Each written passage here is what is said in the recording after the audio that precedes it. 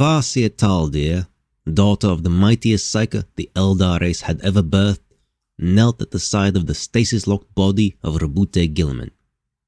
His face was stopped in time, and Taldir could see with her Eldar eyes small pockmarks on either side of his mouth, a grimace of pain. A nasty, green-tinged cut crossed his neck, and an empty, sad look filled his eyes. With his mind as frozen as the rest of him, all she could do was look. She couldn't read his mind, even if she tried.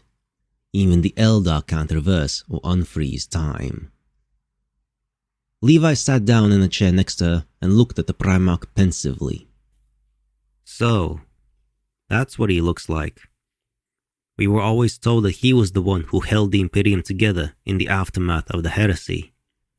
She shook her head slowly. It was unnerving to be next to someone with a mind frozen in time. Such an empty blankness where thought should be. She straightened up, slowly. I have no idea.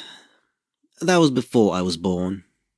Levi looked at the shimmering yellow field of energy that surrounded him, maintained by the tiny black box the Emperor had brought with him from Macragge. Taldir looked at him sideways and let a smile quirk the corners of her mouth. She gently stretched her mind into Levi's, and his lips twitched in the approximation of a smile he saved for her. I can feel that, you know. Aren't I as blank as he is? She shook her head emphatically. No, you're just free of clutter, waste. His mind is just not there. A dead man has more of a mind than he does. She grinned and sat beside him, letting her head rest against his. When she spoke again, it was almost silent. I have to wonder what he meant, if Father's all right. Levi didn't answer. Neither of them could see it, but the air around the base of the webway assembly gates was suddenly filled with a suffuse, purple haze. The guardians posted nearby pointed and backed off, uneasily. The monstrous new body of the Emperor of Mankind appeared in the midst of the clutter of gates and landing pads. Finally! I hate raw warp travel. Taldir, several buildings away, leapt to her feet when she sensed the Emperor return, with someone else in tow. It can't be!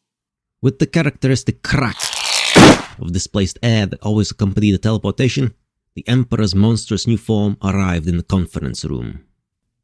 Got him! Taldir gasped and ran to her prostrate father, who was clearly comatose, with a rictus of impossible ecstasy on his face. Father! No! Was he too late? He's right here, Farseer, and no, your father will recover. Might take a while, though. I tie him to a bed so he doesn't hurt himself in the withdrawal. The 70-foot-long Emperor did something with his shoulders that was probably a shrug. Satisfied now? Taldir was in no condition to answer, bent over her father, clutching his chest, heaving sobs inconsolably. Levi squeezed her shoulder, which he was pretty sure was what someone with a sense of empathy would have done. Marcha tore into the room from where she had been waiting with the rest of the council in the next room over. She saw her father's form on the floor and screamed.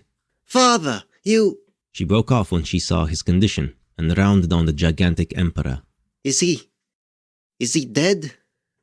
Nope. I was just in time.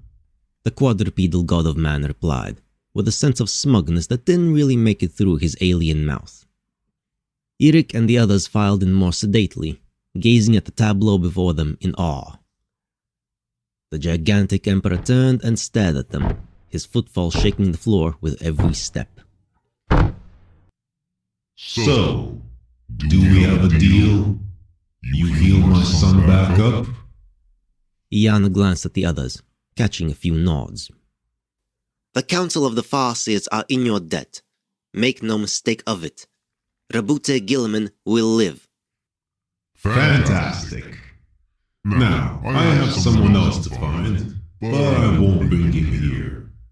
I can think of a much more suitable place for him to wind up. The Emperor trailed off, distracted, before teleporting off into the warp once more. Marcha knelt beside her sister and traced her hand over the soulstone Eldred had bound to his armor. "You're not the only one who pays their debts, friend," she whispered to the empty air.